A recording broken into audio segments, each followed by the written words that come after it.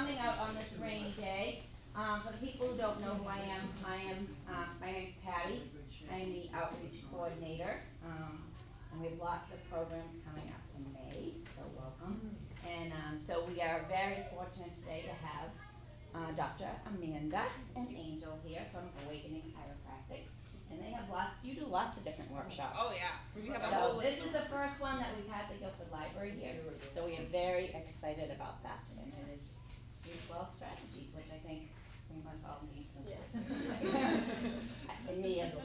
Yes. Thank you, Patty. You're welcome. Like she said, I'm Dr. Amanda, so I'm really excited to be here. One of my favorite things to do is to help educate the community on everything in terms of health.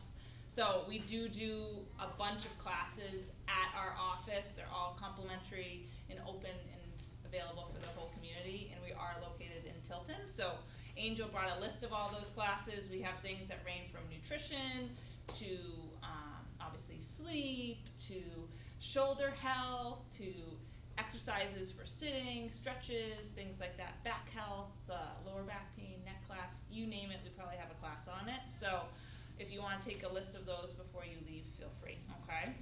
Obviously today we're talking about sleep, which is one of my favorite topics. Why? Because like you said, sleep is wonderful. When you wake up, you feel like a different person, right? And you spend, hopefully, a third of our lives sleeping. It's extremely important, and unfortunately, in the last, 80 years, sleep in our country and actually in the whole Western world has been on the decline. Back in the 1940s, the average American got 8 hours of sleep. Now, the average American gets about 5.9 hours of sleep. So it's taken a very significant hit, 25% less in the last not even 100 years, right?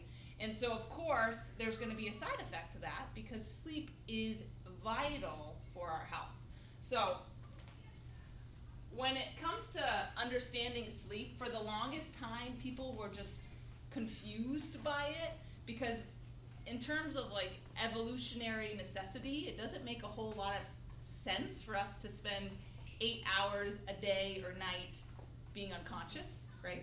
Mm-hmm. Growing up or living in the Saharan desert or being surrounded by lions and tigers or bears or whatever, being asleep for 8 hours, you're vulnerable. So there must be some reason why our body needs it so much. And the truth is there is no aspect of your health that is not impacted by sleep. So on average, how many hours a night should we be getting on average, adults? Do you know? 8, yeah, 7 to 8. Someone said 7. So yeah, 7 to 8 on average is what we need to be functioning human beings. And lack of sleep can lead to issues with immune function, mental health, heart health, body weight, cancer. You're being on average having 5 to 6 hours of sleep a night increases your cancer risk by as much as 2 to 4 times. So huge increase in cancer is just from lack of sleep. Brain health, memory, so cognition, dementia prevention, Alzheimer's, all this is affected by loss of sleep. Interesting too, there is no mental disorders from depression, anxiety, schizophrenia that does not have an impact in sleep associated with it. So understanding that when it comes to our mental health, if we're not looking at how we're sleeping, then we're missing a huge piece of the puzzle, right? Now, sleep is very complex. I think it's very interesting. Most people think, okay, you go to bed, you hit the pillow, and that's it. But there's different stages of our sleep, which really is very fascinating. So there's 5 different stages, but really the big ones we'll talk about is 3. So the first 2 stages is your light sleep. So when you're first going to bed, you're starting to get drifting off, but you're not quite yet into deep sleep yet, right? So when you're in light sleep, someone knocks on your door, or your cat jumps on your bed, or your dog starts licking your hand, which happens to me all the time, that's going to wake you up because you're still in that light phase of sleep. After you get into deep sleep, then you go through the REM sleep, or rapid eye movement sleep. that's where we dream. That's where all of our dreaming occurs. Now, these stages, they take about 2.5 to 3 hours for your body to progress through those stages. So it's really interesting because it means throughout the night, you're going in and out of all of these stages, from deep sleep to REM sleep to light sleep. So it helps us understand, for some of us, why maybe during multiple times during the night, we're more prone to being woken up. And that's because our body's naturally cycling through and being in that light sleep. So for some of us, it can be frustrating when you're waking up multiple times a night. However, that is part of your sleep stages. So not, being too hard on yourself if that's actually the case for your body, because it's advantageous as, humans, if, every 2 hours, 2.5 hours, you're in more of that light sleep, so you're more aware. Like I said, if there's lions, tigers, or bears, you have that advantage to be, okay, I can wake up and protect my herd, okay? Now, the difference in that deep sleep and REM sleep, so those are the really important phases of sleep. Deep sleep is where all your healing occurs. Okay, that's when growth hormone is released. So if you're dealing with an injury, deep sleep is super important for our bodies to help recover and restore. So if you guys just did I think it was your Jerry Fit or your class this morning, right? Sculpt. Yes, sculpt, your sculpt, senior sculpt. That means tonight, deep sleep is going to be really important for repairing those muscles that you use today. The unfortunate thing is, as we get older, deep sleep does tend to decline. So making sure that we're doing things that are really advantageous for increasing our deep sleep, things like exercise, is super important as we get older, because we naturally will have less of it. Does that make sense? Now, REM sleep or dream sleep, I think, is so fascinating, because thinking about it, dreaming, you're hallucinating, right? You're creating a completely different world, and you wake up and you have amnesia because you can't remember it, right? So it's really cool that our brain goes through this pattern. REM sleep is super important for our body to process stress and anxiety. So if we have stressful day or super difficult times or going through in our wakeful hours, that night you're going to be more prone to having more REM sleep, because your body needs it, because it's how it copes with the stress and the anxiety of the day. So there's certain things which we'll talk about which decrease our REM sleep. So those are going to be things we want to avoid, because if you don't get REM sleep, your body is going to be less able to cope with stress and anxiety in our wakeful hours, okay? And then another interesting thing is that it's associated with an increase in our lifespan. So even though as we get older, deep sleep may be on the decline, REM sleep is not. So making sure we're doing things to improve our REM sleep is really important for our longevity, okay? Now, I think, unfortunately, sleep gets a bad rap. Don't you? Like, you've heard of those people, they sleep too much, they're lazy, you're not going to be successful if you sleep. Like, those people who sacrifice sleep, they're the ones that are going to be successful. I'll sleep when I'm dead. Have you heard that one? Right? Which, honestly, you're going to be dead a lot sooner if you don't sleep. So it's interesting. Because all cause of mortality is associated with a decrease in sleep. And interestingly, too, chronotypes, which is, you've heard of people who are morning people or night owls, right? There actually is genes in each of us that predispose you to be more of a morning type versus more of a night owl. So those morning types, obviously, yeah, your husband, maybe a little different, right? Well, the morning types obviously are more active and engaged in the mornings, versus the night owls prefer to stay up later at night and sleep in later in the mornings. Interestingly enough, they think back in, biologically speaking, that it made sense, because if someone was sleeping a morning person was sleeping from, say, 9 p.m. to, say, 6 a.m., right? And then we had the night owl sleeping from, say, 1 a.m. to 2 a.m. to 10 a.m., that means that in that herd, there was only 4 hours, a 4-hour window where the tribe was susceptible to attack or, lions and tigers and bears, since that's the subject I seem to go to, right? So it's pretty cool that we've evolved to have those two different types. However, in society, we tend to favor the morning type, right? Work, school, it all tends to start 7 a.m., 8 a.m., right? And the night owl tends to get a bad rap, even though really it's not a bad thing, as long as they're getting that 8 hours of sleep is simply what their body requires or needs, and it's a genetic reason why they're predisposed to that, which I think is pretty fascinating. So, show of hands, how many are morning people? Yeah, me too. Oh, Susan. How many night owls do I have in here?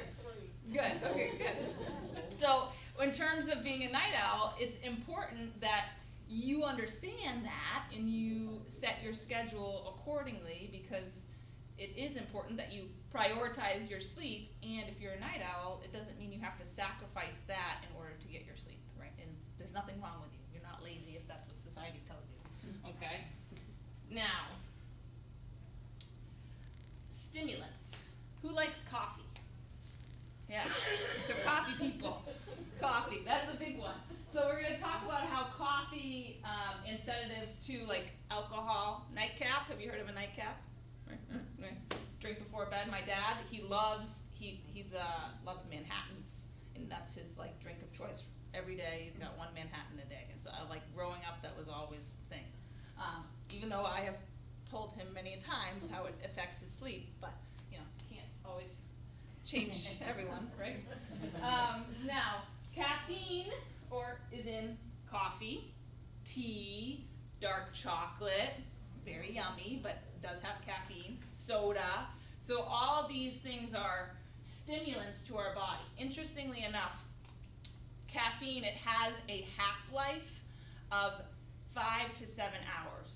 So what that means is if you drink a cup of coffee at noon, at 7 o'clock at night, you're going to have half that caffeine still circulating in your system. It has a quarter life of 12 hours. So if you have a cup of coffee at noon, at midnight, it's going to be like you have a quarter cup of coffee circulating in your system. So no one would, in the middle of the night, be like, oh, let's go have a quarter cup of coffee, right?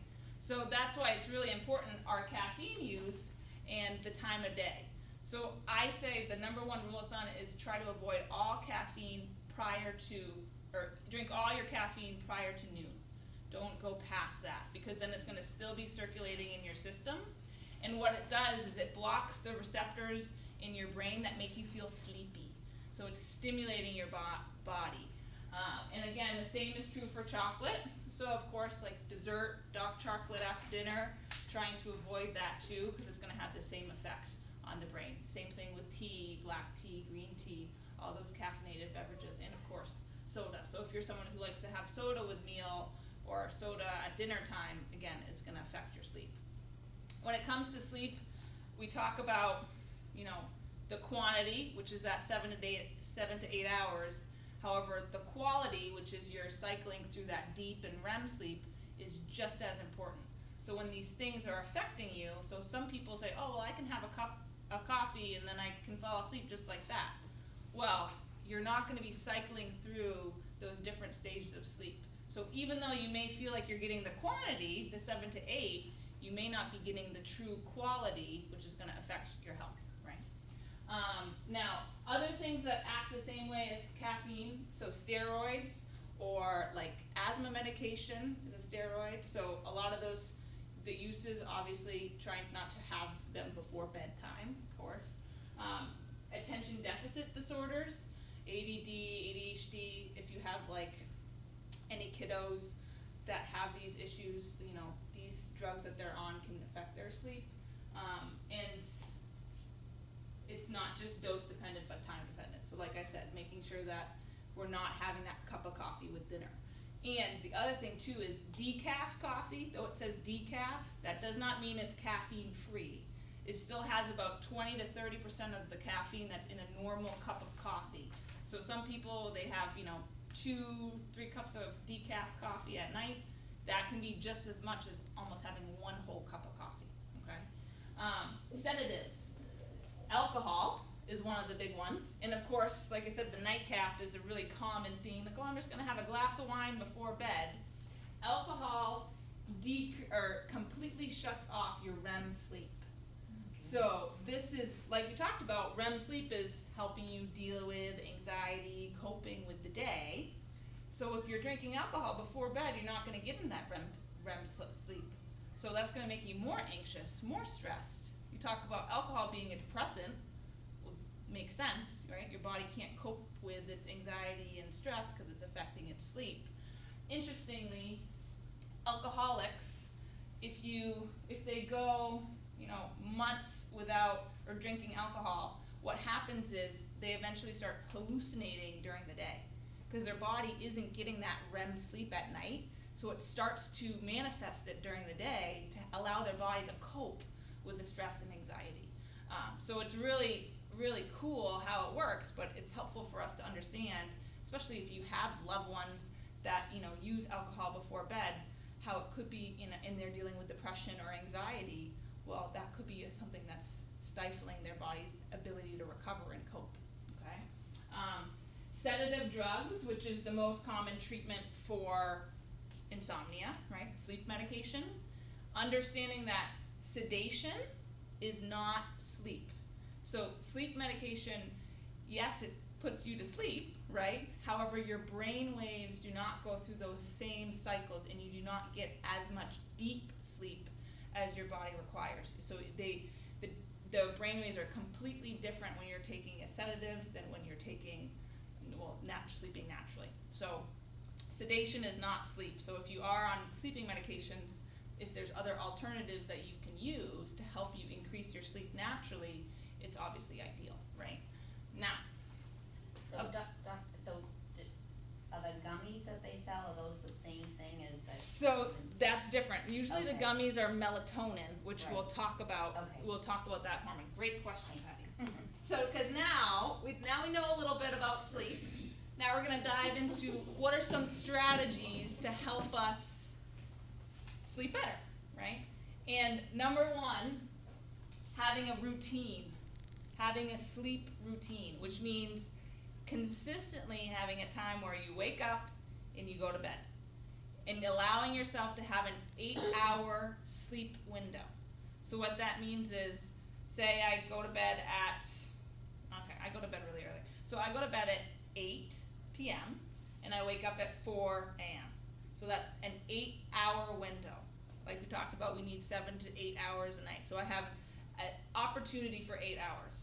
Usually what we call sleep efficiency is around 90%. So during that 8-hour window, I'll probably get about 7.5 hours of good quality sleep, right? So giving yourself that window and keeping it consistent is really important for our body. Our body loves rhythm and it loves routine. It plays into our circadian rhythms, which we probably have all heard about, which is our daily cycle. So if you have, I have to get up at 6 a.m. 5 days a week, well, making sure that you're getting to bed by 10 p.m. every single night so that you have that opportunity to get that 8 hours of sleep that you need. And being consistent even on the weekends, because that's what we have, a little thing called social jet lag, because people work certain hours during the week, then during the weekend they stay up late, and then they sleep in on the mornings, which really throws off our cycle. So being really rhythmic and routine with it is important. Light, so daylight, like we talked about circadian rhythms, that affects how our body goes through sleep cycles.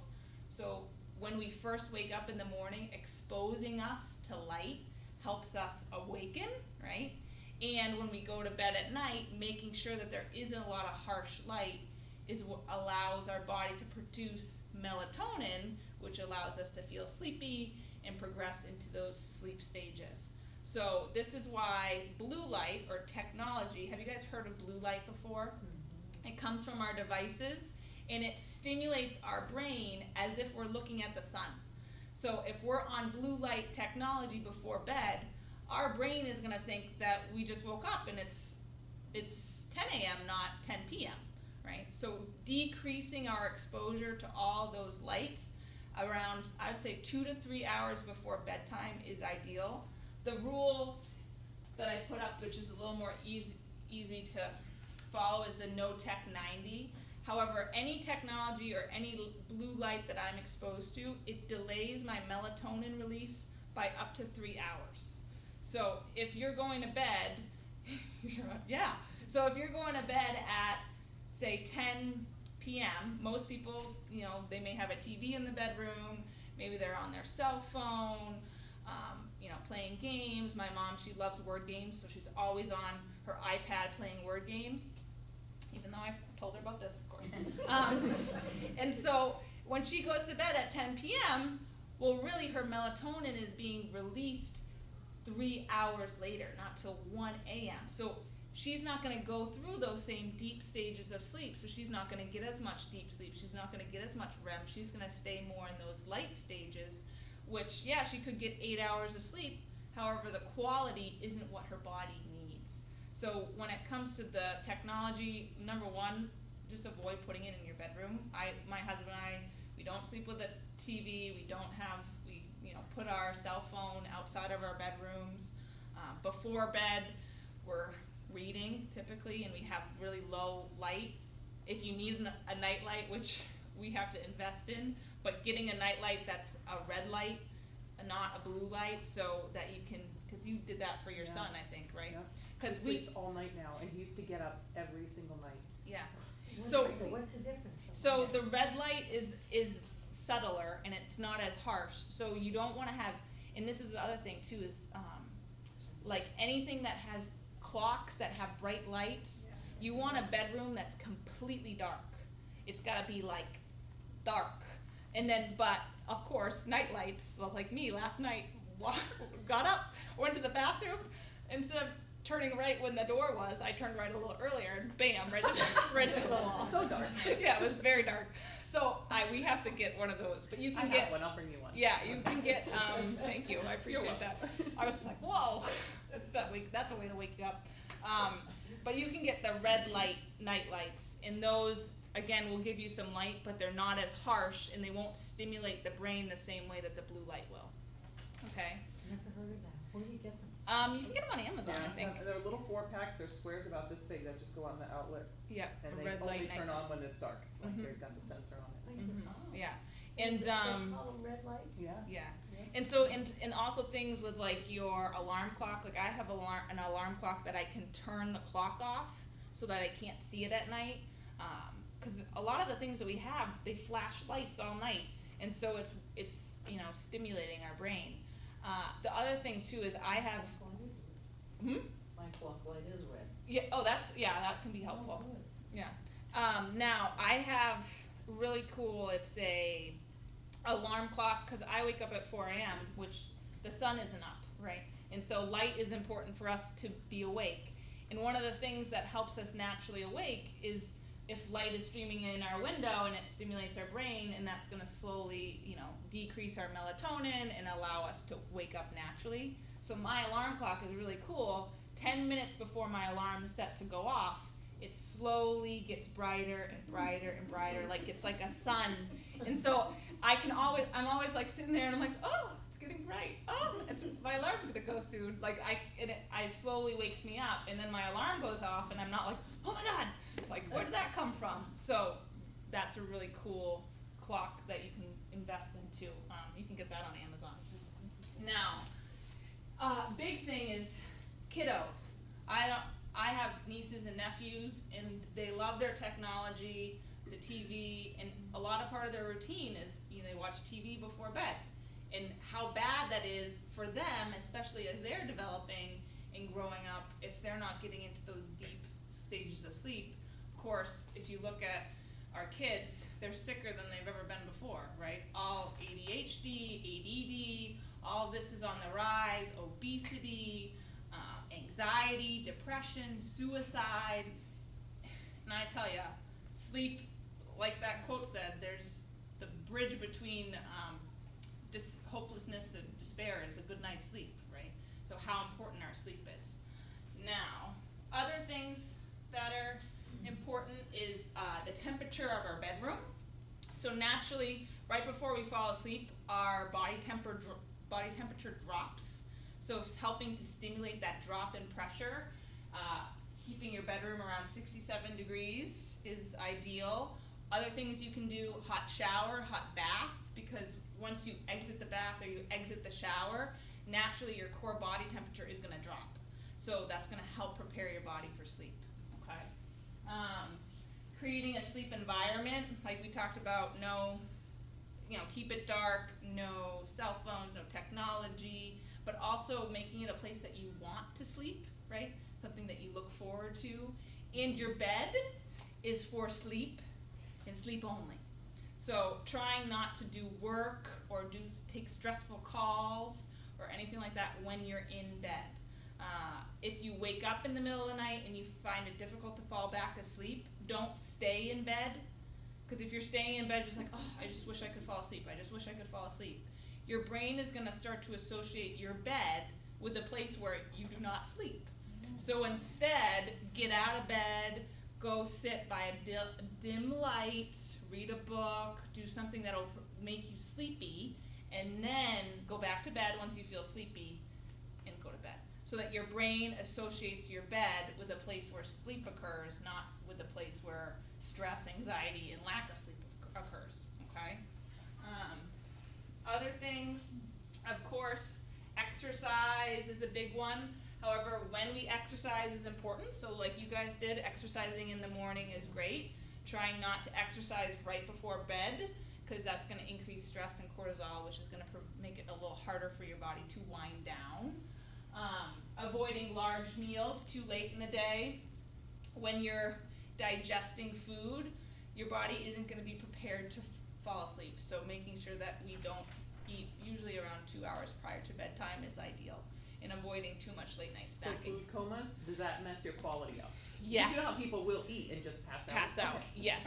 Well, because what happens is with food comas, it leads to this whole napping issue, because they eat and then they fall asleep in the midday and then they sleep for an hour and a half because they're in a food coma. What happens is, so during the day, we build up this protein called adenosine. It's like it's like the sleepiness in our bodies. Think about it as a balloon when you're filling it with air. It slowly gets bigger and bigger and bigger throughout the day, and if we nap, we're sleeping, we're deflating that balloon. So if we're napping for too long during the day, we're decreasing all that sleepiness that's been building up all day long, so then when we go to sleep at night, we can't fall asleep because we've released all that pressure. So when we nap, try not to nap after 3 p.m. is big, and usually 30-minute naps, 20 to 30-minute naps are ideal so that we're not decreasing all that adenosine and then you don't have that sleepiness going into the nighttime. Okay, good question, Angel. Now, meditation is huge. How many people here meditate? Yeah, good, yeah. How many people here think meditation is impossibly difficult? Yeah, I think it's really hard. It's just really hard for me to sit still and not have all these other things come through my brain. However, meditation, like anything, is practice. So if you're sitting there meditating and all you're thinking about is, oh, what am I gonna have for lunch? Oh, I think I gotta do this today, or that's still meditating. So it's practice. So even when you're sitting in it and you feel like you're absolutely failing, you're doing it right. But it should feel like you're failing half the time, okay? But meditation is really cool because these are the brain waves throughout, the day. So beta waves, the top ones, you see how fast they are? That's when we're awake, we're alert. Alpha, we're still awake, but we're more mentally relaxed. Delta, these are the brain waves when we're in deep sleep. And then theta, even less, that's when we're in REM sleep. So when we meditate, we're actively getting our body into these delta and theta waves. So if you meditate before bed, you can see when you're going to bed, your body's already here. So it's going to be a lot easier for you to fall asleep and stay asleep because you've already engaged that brain pattern. Same thing is if you like to meditate, a lot of people like to do it in the morning. Why? Because they just finished sleeping, so their body's still in these lower brain waves, so it's a lot easier to meditate early in the morning. Versus if you just, were out running a bunch of errands, you're in high beta, you're dealing with stress, if you then go try to sit down and meditate, it's a lot harder, right? So trying to, meditate smart, but also in the middle of the night, if you're struggling to fall asleep or stay asleep, meditation is a great tool. Like I said, get up, get out of bed, go sit on your couch, low light, meditate, and then it'll help engage those brainwaves. Now, managing daytime stress. We didn't really talk about this, but the most common sleep disorder is insomnia. And insomnia is really anyone who in the last 3-month period or more is chronically sleep deprived, where on average they're getting about 5 to 6 hours of sleep a night.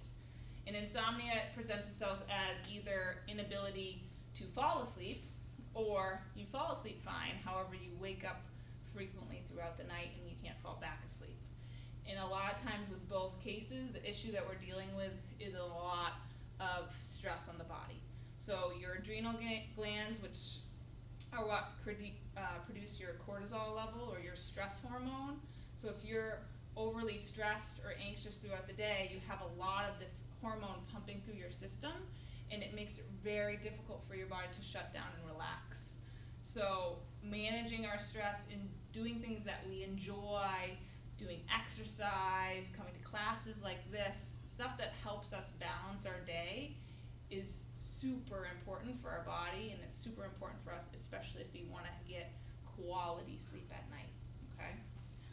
Now, of course, other things too, we talked about melatonin. As we get older, naturally our body's ability to produce that sleepiness hormone, melatonin, decreases. So for the majority of young adults, they don't need melatonin supplementation. However, as we get older, it may be something that you need to supplement with. So taking that melatonin before bed will help stimulate that sleep cycle. So those gummies, like you talked about, are great. Other things, lavender essential oil is great. I love diffusing this in my bedroom. Adrenal support, so if you are someone who deals with a lot of stress, taking things that help support that adrenal gland will help decrease that level of cortisol, so that should help your body stay asleep and not wake up frequently throughout the night. Other thing I didn't put on there, valerian root is really good for helping relax the brain. So there's other, valerian root, yeah. It's a natural herb that helps relax the brain and the neurotransmitters in the brain, so it allows your body to calm, right? Now, I am a chiropractor, so of course, I'm going to talk about chiropractic for a second. When it comes to chiropractic and sleep, it's really cool because one of the first things I hear my patients say when they start their chiropractic care is, oh, I'm starting to sleep better. Why is that? And it's pretty interesting because obviously your spine has a relationship with your nervous system. And your nervous system is split into 2 parts, your autonomic system and your voluntary system. So me, like moving my hands constantly throughout this talk, is voluntary, even though it feels involuntary. Autonomics is a part of your system that works without you having to tell it to do so. So, my heart beating, taking a breath, all these, my lungs taking a breath, my food being digested in my stomach. I don't have to tell my body to do it. It just naturally does it on its own. That's the autonomic nervous system. And that is split into fight or flight, where I feel like there's a bear in the room, versus parasympathetics, which is rest and digest mode. Most people live in this constant fight or flight, there's bears around every corner when there's no bears there type of thing. So one of the beautiful things about chiropractic care is because of that relationship between your spine and your nervous system, when you get adjusted, it stimulates what's called your parasympathetics, or that rest and digest mode. So it shuts off that survival or sympathetic dominant mode. So it helps people and helps their body manage stress and relax. Of course, chiropractic, everyone thinks back pain. However, it's about so much more than that because your nervous system controls every system of your body. So if your nervous system isn't working at 100%, well, of course I'm not going to have a healthy liver output or healthy heart or healthy lungs because that nervous system, that master control system, is being interfered with, right? So when it comes to chiropractic care, it's so much more than just your back pain, it's your overall health, which is why I love getting out in the community and talking because so many people don't know that, right? They think, oh, I'm going to go to the chiropractor, I'm going to go to my back doctor. Oh no, we're your nervous system specialists, right? That's where you go to get your body healed from any interference in through your spine, okay? Now, the last thing I want to touch on, which we talked about a little bit, was kiddos. So when it comes to my talks and whenever I get out, I always like to challenge people because I think, you know, learning for us is great. Giving yourself tools, taking away, maybe you get new nightlight or you make sure your room's super dark tonight. And who is in your life that you can share this with? What is something that you took away today that you can help someone else, whether it's a loved one or a grandchild, someone in your life that could benefit from the knowledge? Because in terms of our kiddos or the generations coming up, unfortunately, when it comes to their sleep, they're sleep deprived. About 80 to 90% of our children are sleep deprived. They're not getting the quality or the quantity of sleep that they need. And as a result, 91% more likely to be overweight, 97% more likely to be depressed, 105% more likely to suffer from an injury or an accident, 118% more likely to catch a cold, and 190% more likely to fail mathematics, which... You know. Why is that with kids? So, when they don't sleep, that growth hormone or those deep stages, they don't get that growth hormone. And their body doesn't create memory, and it affects their learning. So it's linked with ADHD, ADD, which interestingly, the drugs that they give for that, which we talked about earlier, actually inhibit their sleep. So it's very interesting because, like, well, the reason that they're having these issues a lot of times is because they're sleep deprived. However, then we give them something that makes them more sleep deprived. So understanding that, yeah. The adults is 7 to 8 hours. What's average for kids? Average for kids, depending on their age, is going to be anywhere from probably 9 to 12 hours. So a lot longer. They need more sleep than us. However, we make them go to school at like 7:30 a.m. and you know it's hard on their bodies, especially if they're not going to bed at a reasonable time or if they're on technology before bed. So all of that's connected. Another thing that I didn't really touch on, which I'll talk about too, is during deep sleep. That's when all the trash men go out in our brain. It's called your lymphatic system, and they go out and they eat all the debris that builds up during the day. So one of those debris is called beta amyloid plaques. Have you heard of those before? What are they associated with? Do you know? Alzheimer's disease.